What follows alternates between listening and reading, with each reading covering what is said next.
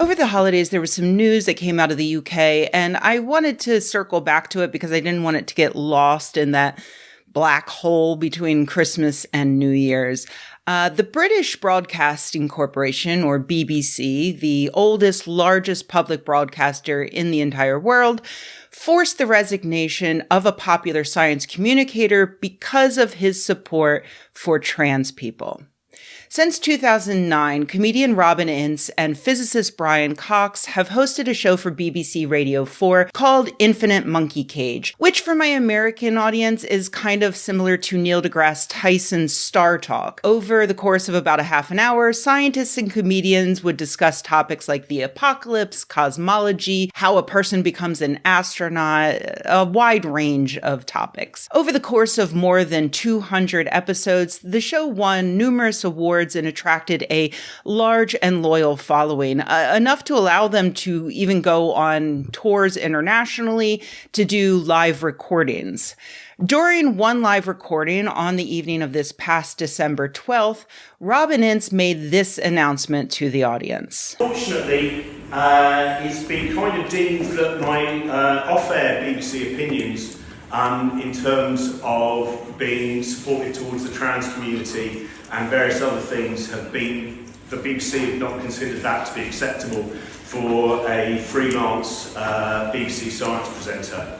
And it's broken my heart to do this, and I'm sorry to put you in that awkward position, but I wanted to tell the last audience that I was ever going to see about this, because I know it's the end of my kind of radio career. I made a few notes, and I just wanted to say that I was inspired by my dad. My dad always believed in justice, and he believed in fairness. And I believe that the world at the moment is going in a very parlous state in terms of extremists and bigots, and fewer people seem to be able to stand up and say anything without losing their job or are pushed into silence. And I'm very lucky because I have a level of privilege, which means I am able to resign from this job. And I am able now to, I hope, stand up and represent whether it's people in the LGBTQ plus community, whether it's people on hunger strike in prisons, whether it is so many of the other groups that are maligned. And as I said, I just want to say it's one of the big influences on this. James Baldwin, Audre Lorde and Sinead O'Connor. Sinead O'Connor said the job of an artist is to be themselves at any cost. James Baldwin said that prejudice was just another word for cowardice. And Audre Lorde, when she thought she was going to die, said that the only regret she saw in her life were her silences. And I don't want to have that regret. And it breaks my heart because, as I met you, Ruby, of course, yesterday, you were talking about how important Monkey Cage had been to you. And I want to tell you that one of the hardest things about making this decision was thinking about the audience. Because I love this audience. I mean, so many of you on so many different occasions. And we have, I think, made a great show. And as I said, it really breaks my heart to do this. So I just wanted to tell you. Ince followed it up with an Instagram post where he expanded a bit upon his thoughts. I resigned in September after 16 years of dedication to the show, a show that I named and helped develop over all those years. Unfortunately, my opinions outside the BBC have been considered problematic for some time, whether it has been voicing support for the trans community, criticism of Donald Trump, numerous other outlandish opinions, including once gently criticizing Stephen Fry. These things were considered to conflict with being a freelance BBC science presenter. In a recent meeting where BBC studio executives again voiced problems with me, I realized my choices: obedience and being quieter to remain making Monkey Cage, or resign and have the freedom to speak out against what I believe are injustices. I chose the latter. It broke my heart. I hope that with my departure, I can be a better ally to the LGBTQ community, to the neurodivergent community, to activists fighting against those who aim to brutalize society, to those currently in prison on hunger strike, and to all those who fight for a more inclusive world. From many conversations, I know that there are many Monkey Cage listeners who support these communities and activists too. This news should horrify you. Obviously, if you've followed my channel for any length of time, you already know that the UK is Turf Island, a land infested with transphobic bullies who pose as concerned feminists who simply must examine the genitals of every person entering into women's restrooms for safety or whatever. And you already know that the mainstream media over there and also here in the United States constantly amplifies the pseudoscience used by transphobes to incite hatred against one of the most vulnerable populations amongst us. In fact, just last week, Trans News Network published an interview with former New York Times editor Billie Jean Sweeney, who alleged that in 2022, a new editor at the Times began pushing a series of anti-trans stories designed to win awards and purposely filled with disinformation meant to stoke fear and disgust of trans people and trans healthcare. The New York Times, of course, rebukes this. But that doesn't mean that we should all just shrug off what the BBC has just done to Robin Ince. They haven't just platformed anti-trans voices the way the New York Times and many other outlets do regularly. In this case, they have silenced the speech of a 16-year veteran host, allegedly because of his support for trans people off air on his own platforms. I have to admit that I do have a bit of a personal investment in all of this.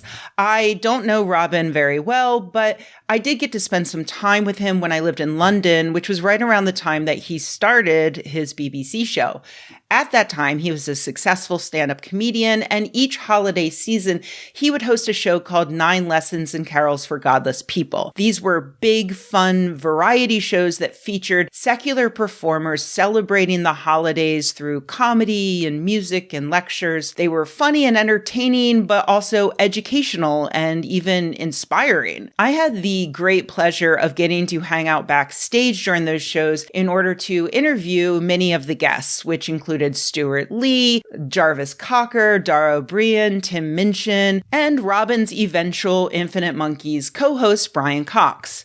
So seeing Robin take such a privileged stand so many years later was a real blast from the past. I was sad that his career as a BBC radio host was ending in such a horrible manner, but also really proud that all these years later, he was still standing up for what was right and good in the world.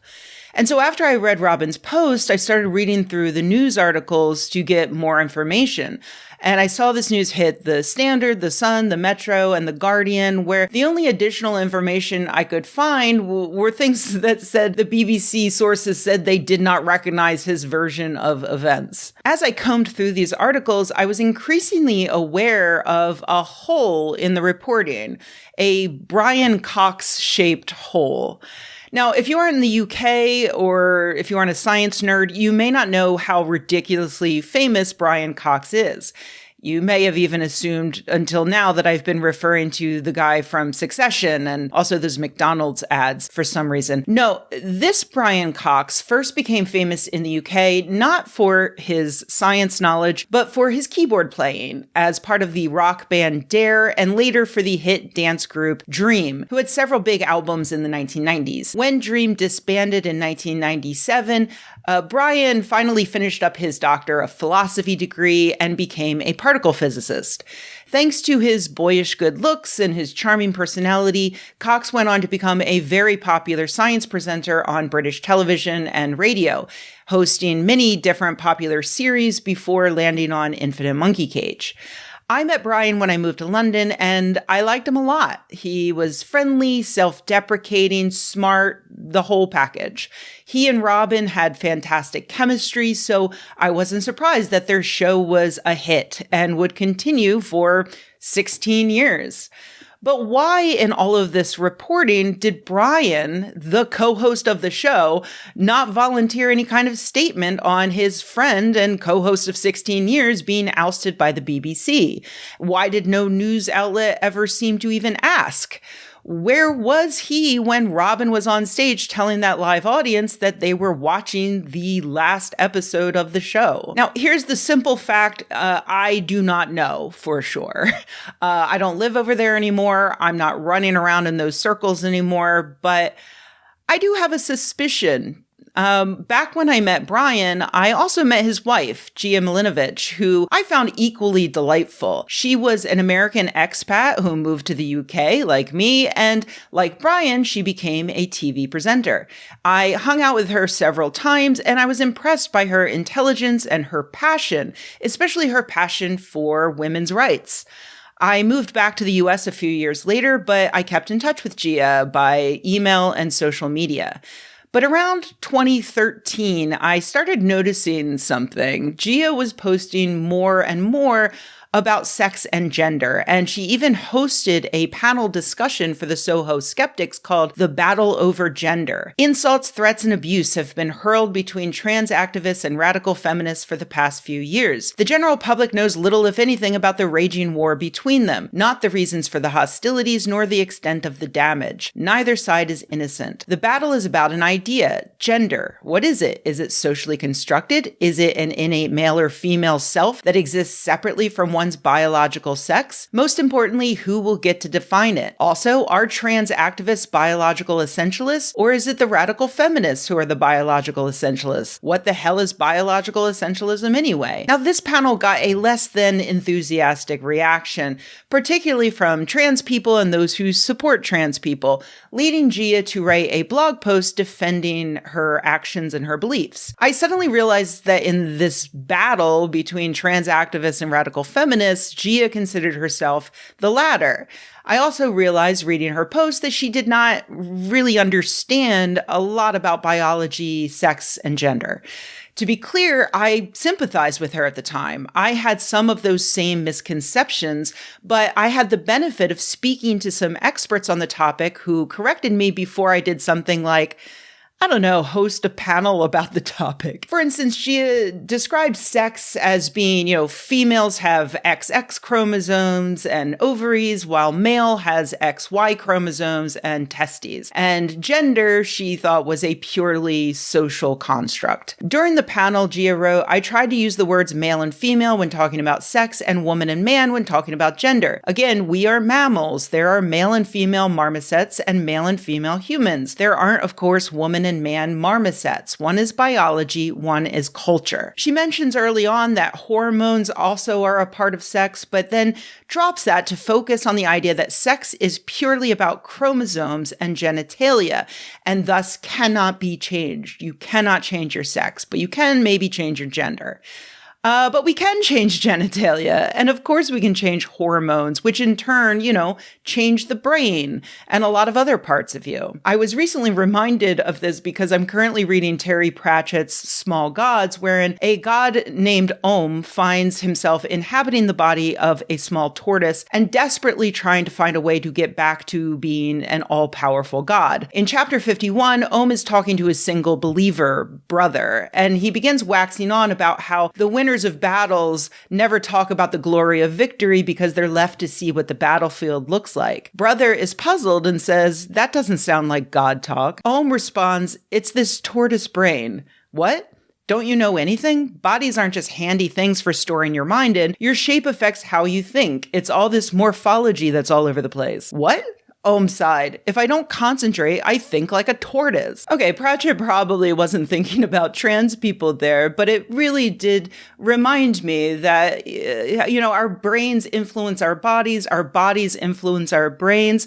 Our culture influences our biology, and our biology influences our culture. Researchers have known for a long time now that you can't just boil things down to chromosomes and forget about genitalia and hormones that affect our brains and every other part of us. And anthropologists have understood for many years now that you can't just separate biology and culture as if one doesn't influence the other. To say sex is biology and gender is culture overly simplifies sex, gender, biology, and culture. Back then, Skepchick was still a large network with many writers, and those who specialize in this topic saw Gia's post and asked if they could rebut it. One of the people who actually educated me the most on this topic at the time, Will Robertson, is a medical anthropologist, and at the time he was the editor of our LGBTQ plus sister site, Queerica. In emails, I asked that he be polite and said that I was sure that Gia was just misinformed, much like I was, and I was sure that she would change her mind when shown the actual science. Will's eventual post was such a clear and polite explanation of what Gia got wrong. I could not have been more proud. I won't get into the details. If you're confused or curious about the interplay between sex and gender, I highly suggest you click through, read Will's post in full, but I will briefly quote his closing lines. Culture is just as much a part of being human as biology is. In fact, it is impossible to disentangle culture from human activity. Our biology does not exist outside of our experience of the world. We experience the world with and through our bodies. Culture is not just some imaginary shared delusion that has no impact on our lives. Culture is a real process that has profound effects not only on our own biology, but also on the environment and the global ecosystem within which we exist. And many aspects of culture are measurable and testable. Just look at economics. All explanations of reality, including science, are cultural. They utilize language and involve processes of shared meaning making. This is a frustratingly common belief among skeptics, that somehow explanations of reality are the same thing as the reality they are describing. But that's simply not the case, and that's what's wrong with the above statement from Gia. She is using a cultural creation, science and biomedicine, to explain reality while simultaneously telling us not to do exactly that. Until essentialists acknowledge the myriad ways that their culture seeps into their constructions of sex/gender, we will keep having these same arguments over and over. And here we are, more than a decade later, and I was dead wrong about Gia reading that clearly written explainer from an actual expert and changing her mind. She kept posting more and more angry, more and more transphobic stuff to the point where I muted her on social media. Eventually, I tried to check in to see if she got any better, and I realized that she had blocked me at some point, despite the fact that I never actually personally said a single word to her about the topic. A few years ago, I noticed that she had joined the advisory group for Sex Matters, a nonprofit that advocates for banning trans women from public life, with some huge recent successes like last year's anti-trans UK Supreme Court ruling, for which they were specifically thanked by the court. They celebrated that ruling with a letter to the CEO of NHS England demanding an end to gender-affirming care, bragging that children under the care of all gender services, both NHS and private, must now be told that they will never be able to access spaces or services for the opposite sex, no matter what legal or medical steps they take now or in the future. Passing as the opposite sex ceases to be a desirable goal to present to children when they will never be permitted to use spaces or services for the opposite sex, and may in future be restricted in employment in roles such as police officer or nurse. Instead, it becomes a major permanent social problem for those young people. We have always argued that it was unethical and a breach of human rights principles to promise young people that they could intrude on other people's privacy, safety, and dignity, as well as put their own safeguarding at risk by using spaces for the opposite sex. Sex Matters was founded by famed transphobe Maya Forstater, pictured here smiling with actual Nazi white supremacist Nina Power. In her introduction to the Sex Matters shitter feed, Gia states, "Biological sex is a reality that exists independently of our cultural interpretations of what is and what it means." Gia appears to have left Sex Matters last month, though I'm not sure why, if it's because she no longer aligns with their important mission of stopping trans women from, hanging out at a particular pond in Hampstead Heath, or maybe she just no longer wished to be part of the ongoing Charity Commission investigation into Sex Matters based on noted transphobe Richard Dunstan's public assertion that one of their critics enjoyed being sexually assaulted as a child. So yeah, she chose to learn nothing, even all these years later. And that's why, while I was surprised that no one else seemed to notice that Brian Cox hadn't offered any supportive words publicly for his friend and co-host of 16 years being forced to resign because of his advocacy for trans people, I wasn't actually surprised that he remains silent, though Robin has said that they remain friends. Also want to thank Sasha Feacham, who first saw the potential in Brian and me, and that led to all of these years of making over 200 shows. To Brian Cox, who, despite rumours, does remain a friend, and we've spoken quite a lot since I resigned at the, officially anyway, at the end of that episode. Unfortunately, supporting trans rights is an increasingly unpopular position amongst Brits these days. Robin Ince chose good science and compassion for a marginalized group over his own career. It seems as though Brian Cox may have gone the other way, possibly an even easier decision considering that he's married to one of the people who has actively made the UK less safe for that marginalized group. I find that to be extremely disappointing, but instead of dwelling on that, I'm going to celebrate Robin Ince. Robin had a book come out last year called Normally Weird and Weirdly Normal, My Adventures in Neurodiversity, and I highly recommend that you go out and buy that immediately. You can also sign up for his Cosmic Shambles newsletter and follow him on Instagram and Bsky, where I hope you tell him what a good person he is.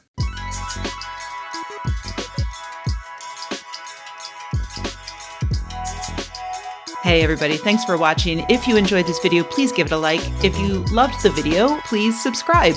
And if you think the world could use more videos like this and you happen to have a few bucks laying around, head to patreon.com/Rebecca and join an awesome community of nerds like the people whose names you see on the screen right now.